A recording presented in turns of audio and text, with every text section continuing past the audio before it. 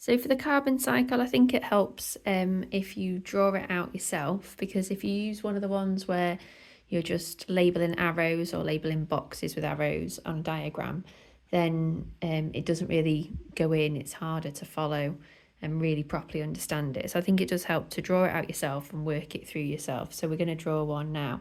So on your page, you just need a plant. I'm going to write inside this tree to represent all the plants on Earth. So I've made it a bit bushy, like a cartoon tree, so I can write inside it. Something to represent all the animals on Earth. So I've drawn a sheep because it's easy, but you can draw any animal here. And then a dead one, some dead plants and animals, some animal waste. This is my way of showing that there's bacteria in the soil. It's supposed to be like a magnifying glass. Just a way of showing that there's bacteria there in the soil. And then we're going to add on the fossil fuels part.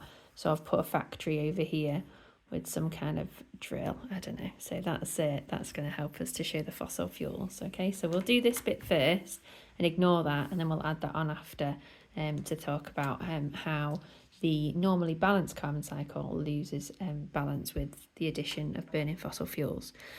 Okay, so make sure you've got plants, animals, space underground, and some dead plants and animals there as well. And I'm going to start with the carbon that's in the air, which is obviously atmospheric carbon dioxide. Okay, so I'm going to do a bit of like some different colours. I'm going to use this pink for the different parts, and then I'm going to do my process arrows in green. So do something like that with some bits of writing as well. Make it as clear as I can on here. Okay, so I've got atmospheric CO2.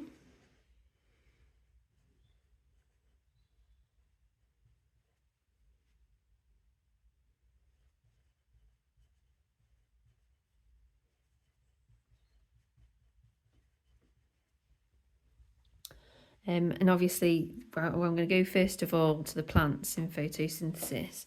So this is the way that carbon dioxide is taken in and basically taken into the carbon cycle. So remember, we're representing all the plants on Earth and all the animals as well.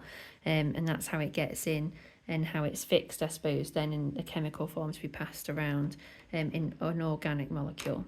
So I'm going to do like one of my process arrows then into plants. So this represents plants here. If you want to, you could do the different things in boxes or underline or whatever, but that's my plants there. I'll do plants. And there's the atmospheric carbon dioxide. And the process there that we've got is photosynthesis.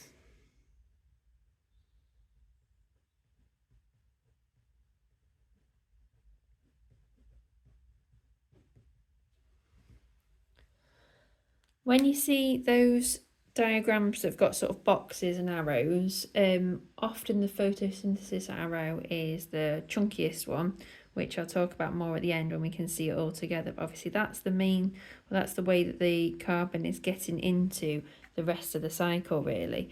And that's got to balance up against a few other things. So that is normally quite a thick arrow, but I'm just going to do a normal arrow on here. And in photosynthesis, I know this is a bit basic, but I think it helps to write it out for it so it all makes sense and so you sort of fully get where the carbon's going. But remember that obviously in photosynthesis, we've got carbon dioxide plus water,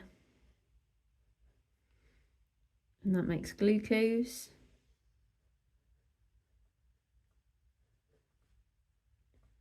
And oxygen.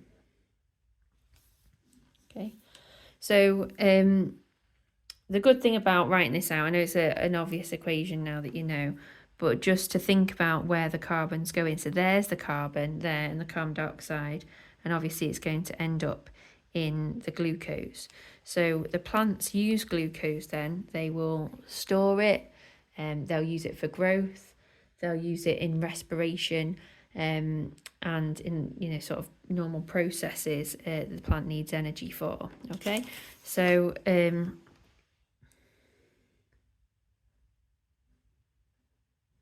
the glucose that contains carbon, and that's the carbon, remember, that's come from the atmosphere.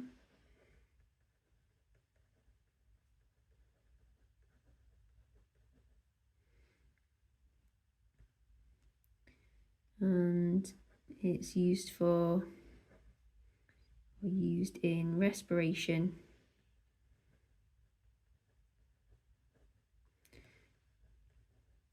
Now remember, in respiration, when we talked about in the populations topic, we've got the net primary productivity. You have the gross primary productivity equals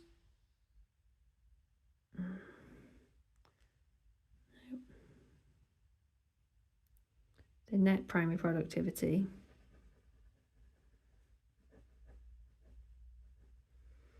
equals the gross, take away the respiration. So this is the reason I'm saying this now, is because we're going to talk about the amount of we've got carbon dioxide that's come, and obviously this takes into account the light that's used, so the light as well that's used in photosynthesis. But what comes from that is the stuff that actually gets passed through the food chain, and that's what the net primary productivity is all about. It's about what's available for the food chain, and that's obviously what we're seeing here. So just thinking like where they could link it together really. So some of this glucose here is used in respiration, and this is from, remember, all the light that hits the plant and all the light that gets into the plant. We take away the respiration that's used in the plant's processes and cellular processes. So if you take all that light and all that glucose that's formed, use some of that for respiration, what we've got is the NPP. And the reason I'm mentioning this now is because obviously that's what's going to pass on through the food chain. So it's used in respiration, and I'm going to put that in brackets there. So that's obviously about that. And it's also used in sort of storage and growth in the plant. Now the storage and growth is the bit that's going to, that's the net primary productivity, that's the bit that's going to pass down the food chain. So the respiration is the bit that the plant uses up and uses for energy, but we're also going to pass then some different molecules down the food chain, and whether it's amino acids and proteins or fats, or whether it's starches or cellulose or whatever it is, that a lot of that's come from this glucose that was formed. Okay, and the glucose that was formed obviously contains the carbon. So now from the storage and growth, that's the bit that we now get going into animals. We can just call that one feeding.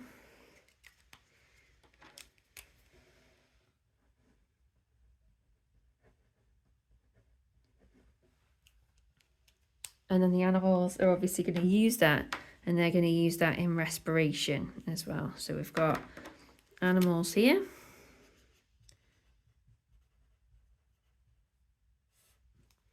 And the animals are going to do respiration.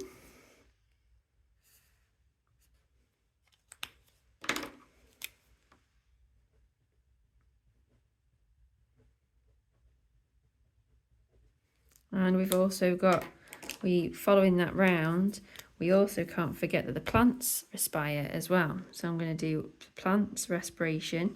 One of the things you can remember about the carbon cycle is that there's 3 respiration arrows all going upwards, and that's partly, I said that the photosynthesis arrow is thicker, and that's because it has to sort of balance out those other processes. So respiration. So all the plants of the world respiring, all the animals of the world respiring. And then obviously we've got death and decay and decomposition here. So saprotrophs are those organisms like the molds and things like that feed by extracellular digestion. So they give out enzymes and they absorb the nutrients in. So saprotrophs they are, and detritivores, the ones that just break down the detritus, the dead decaying matter. So we've got saprotrophs,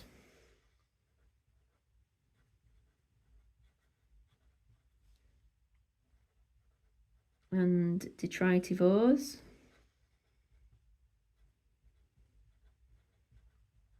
And they're going to feed on this dead decaying matter. Okay, so then that's the bacteria and things as well. So we've got decay.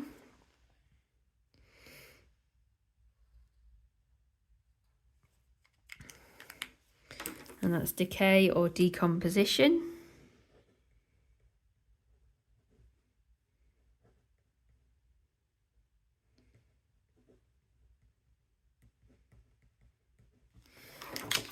And then remember, all those organisms that are breaking things down and the bacteria in the soil, they are all respiring as well.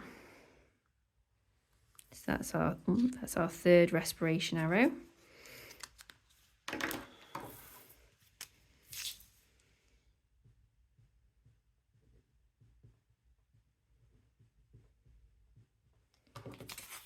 Okay, and that's the majority really, that's the natural carbon cycle, where atmospheric carbon dioxide is taken in by plants in the process of photosynthesis. So as I said before, often you get a thick arrow for that and then the thinner ones here, because plants do take in a lot of carbon dioxide through photosynthesis. They use it in photosynthesis, and the carbon goes from the carbon dioxide into the glucose. The glucose obviously contains the carbon, and the amount that's used for storage and growth then goes down the food chain, or the parts that are eating go down the food chain, ends up in animals. The animals respire as well as the plants, and then the animals, their waste, their dead decaying matter, their waste, and also bits of dead plants as well, get broken down by bacteria, saprotrophs and detritivores, and then they respire as well. So bacteria respiring would obviously release carbon dioxide as well. Okay, as I've gone on about, that sort of thick arrow photosynthesis, that's because without deforestation and without burning of fossil fuels and a lot of the human activity we talk about in the human impact topic, this is all in balance and this all works well as well. However, deforestation obviously reduces that arrow. That does need to be a huge amount of carbon dioxide being taken into plants. So we're reducing that by deforestation, and we also burn fossil fuels. So fossil fuels, let's put them down here.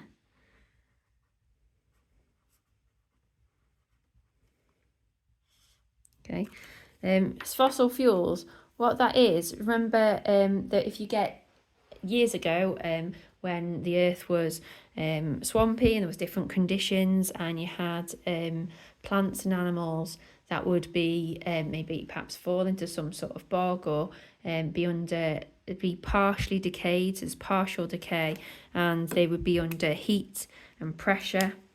And what would happen is that then they could turn into fossil fuels. So partial decay of organisms. So that's when they're kind of semi-preserved in different conditions, and they come under heat and pressure deep underground, turn into fossil fuels. So what carbon is, coal.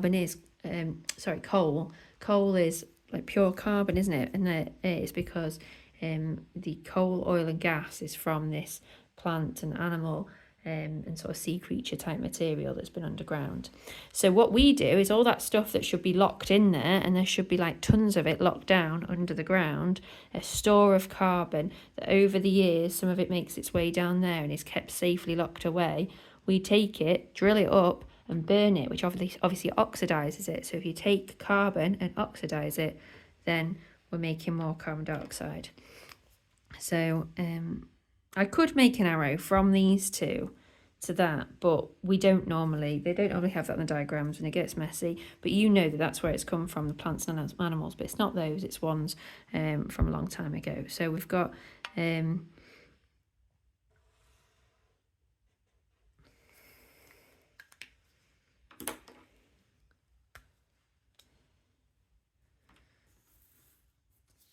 the word is combustion on that one,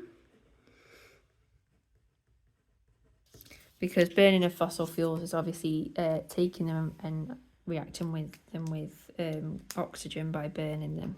Okay, the only other thing you could add, and I think maybe you could write it down here, is it'd be good to add about ocean acidification as well, because that's a useful point.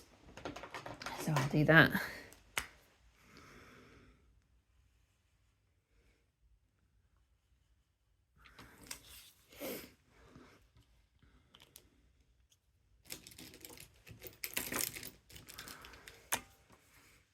Now, the seas, the oceans, naturally do store carbon. It's another carbon store. So we've got the fossil fuels, and then the oceans are a natural carbon store.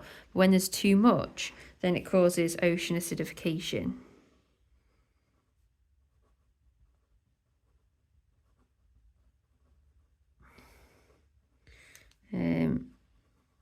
So we've got excess atmospheric CO2.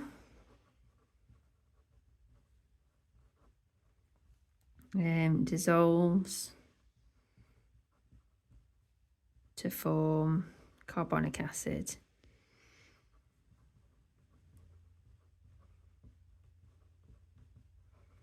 And it leads to things like, coral bleaching. We've seen that where all the coral's white. And obviously that is a massive biodiversity issue. Okay, so I'll leave that there. What they're going to like. This stuff is kind of year 10, very similar to what you do in year 10. You know all this, but what they like is the extra little bits, the issues with deforestation and link that to it, or the issues with fossil fuels and link that to it. So it's important to understand this and get it and to understand how it all interacts, so then you can apply it when there's a different situation or a change. Okay, so to do the nitrogen cycle now, we need a little bit more space underground, because a lot of it takes place underground with the bacteria. I've drawn some of it out. You need to be really careful how you space it out. There's going to be quite a bit of stuff down this side. It never looks perfect. It's always going to be a little bit messy, actually. We'll add the bacteria names in. I might add some of them in as we go, but we'll finish off at the end. Okay. So first of all, the main things, if you want to remember the nitrogen cycle, you've just got to remember that nitrogen's coming down from the atmosphere into the soil, and that's nitrogen fixation. Nitrogen in the form of nitrates is turning back into nitrogen gas, and that's going to be denitrification. And then there's a whole process here with decay and moving through the different molecules as well that you need to learn. So we'll start from some nitrogen fixation then, because it makes sense to see the nitrogen coming out of the atmosphere and into the soil first of all. Okay, so there's 3 different ways that nitrogen fixation can happen. So there's the nitrogen in the atmosphere. We've got nitrogen fixation coming into root nodules. So that's the Rhizobium bacteria, and that's a nitrogen fixation. We've also got nitrogen fixation where it happens with free bacteria in the soil, and they convert the nitrogen in the atmosphere into ammonium and nitrates as well. So I'm going to do another nitrogen fixation.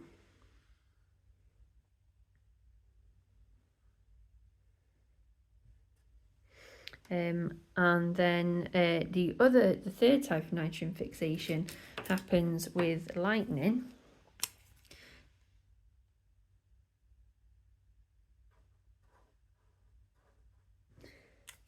So lightning makes the nitrogen so hot and the air so hot that it turns into nitrogen oxides, and then they can dissolve into the rain and then form nitrates.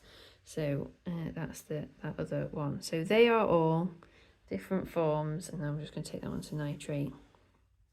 Nitrogen fixation. So I'm going to write that. You could write it individually on all 3 arrows if you want. I think I'm going to write it across all 3 at the top.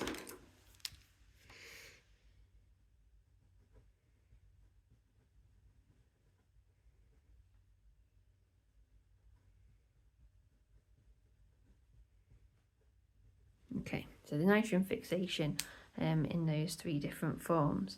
And I said I'll add them on, but there's Rhizobium bacteria in the root nodules, and Azotobacter that are free living in the soil, but I think I'll come to those at the end.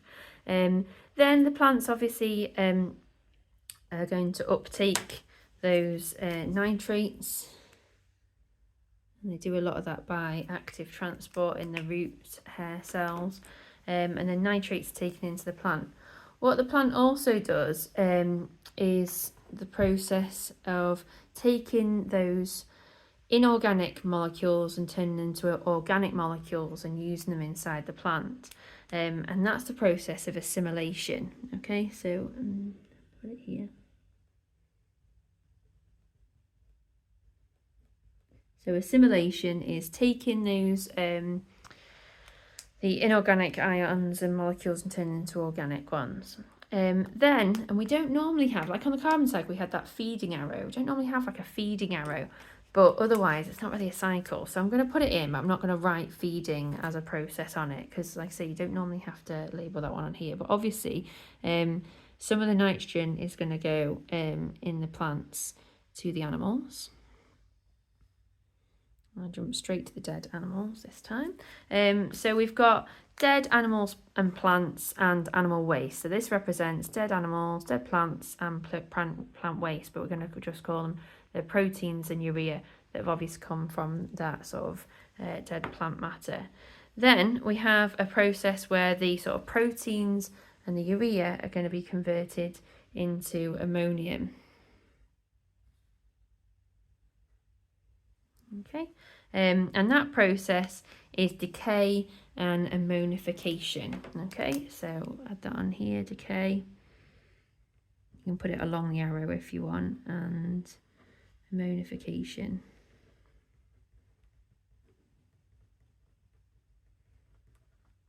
And that's done by the saprotrophs and the detritivores. And so I'll put those on now. Oh, yeah.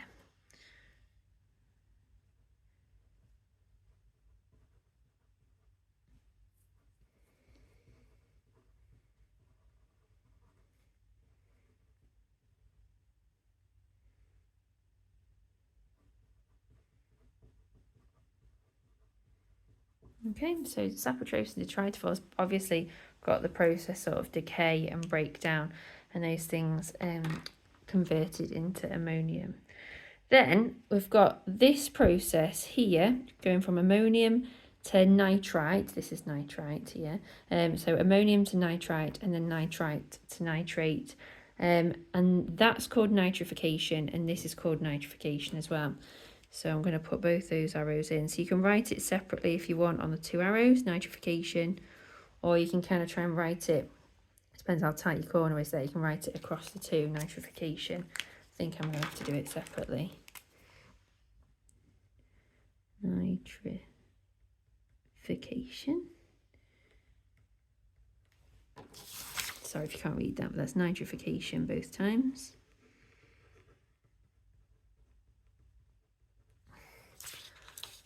Okay, so we've got nitrification going from ammonium to nitrite and nitrite to nitrate. So now I've got nitrates in the soil, and those nitrates in the soil are obviously, again, we're back to the plants can take those into the roots and then use those. Okay, so we're getting there. The other thing we've not done is denitrification. So we've got the nitrogen being fixed and then moving through plants and animals, and then the bacteria sorting out into the soil, into things that are more usable for the plant. But we've not got the one where it goes back up, and that's denitrification. So we're going from nitrates now back into nitrogen in the atmosphere. No.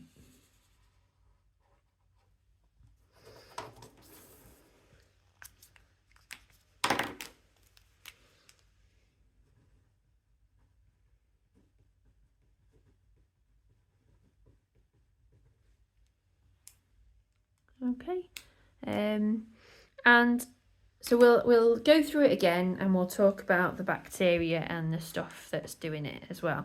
Okay, obviously with the lightning, there's no bacteria involved in that one. That's just the process as described before. It gets really hot, nitrogen oxides, and then they can dissolve and turn into different nitrates. Okay, so The nitrogen fixation that happens in the root nodules, this is the one they seem to ask about the most in the exam papers, that is done by Rhizobium. So all my pink ones are now organisms. So Rhizobium. Okay.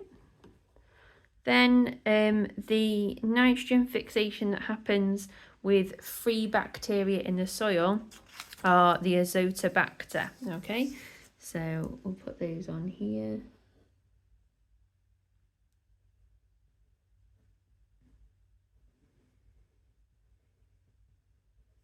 Okay, so Azotobacter in the soil, and then they get taken up by the plants, find their way into animals, animal waste, and we've got the proteins and the urea there. The decay and the ammonification, we said, is by saprotrophs and detritivores, and then we've got ammonium here.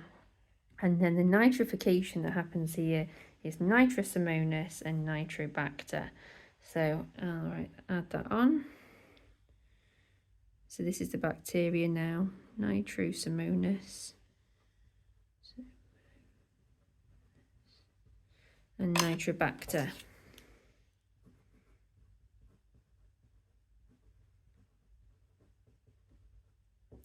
Okay, and that's there. Sorry, maybe I should have written that along there, along those two arrows. So nitrobacter are turning the nitrites into nitrates. Then the only other one is the denitrifying bacteria, and a lot of the time you can just refer to these as denitrifying bacteria. So that one's nice, isn't it? And that's obviously an umbrella term, and there's all sorts of different bacteria that do that. Denitrifying bacteria. But right, so in the guide, the specification and the guide for us, they just call them denitrifying bacteria. But last time I looked on the knowledge organisers and they changed those, they did mention a different bacteria which is called Pseudomonas. Okay, pseudo, like the sort of fake, the prefix for something being sort of false. So they are the ones that prefer the waterlogged soil.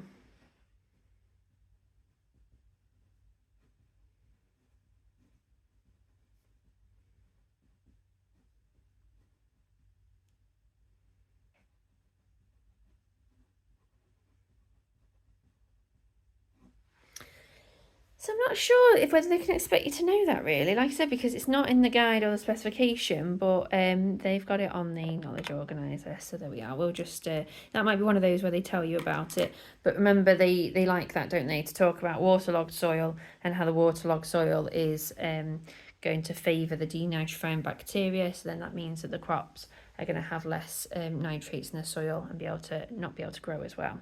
So you're less likely to get questions where you just have to label bits of this, and you're more likely to get questions about crops, about conditions, about different things that have happened. There's a plant with root nodules, there's a field that's waterlogged, all that sort of thing. So just once more, so the main things to remember, I know it seems like a lot, and like I said, there's no nice way of laying it out, but if you just remember 3 ways of nitrogen fixation in the root nodules, free bacteria, Azotobacter in the soil, and then the lightning.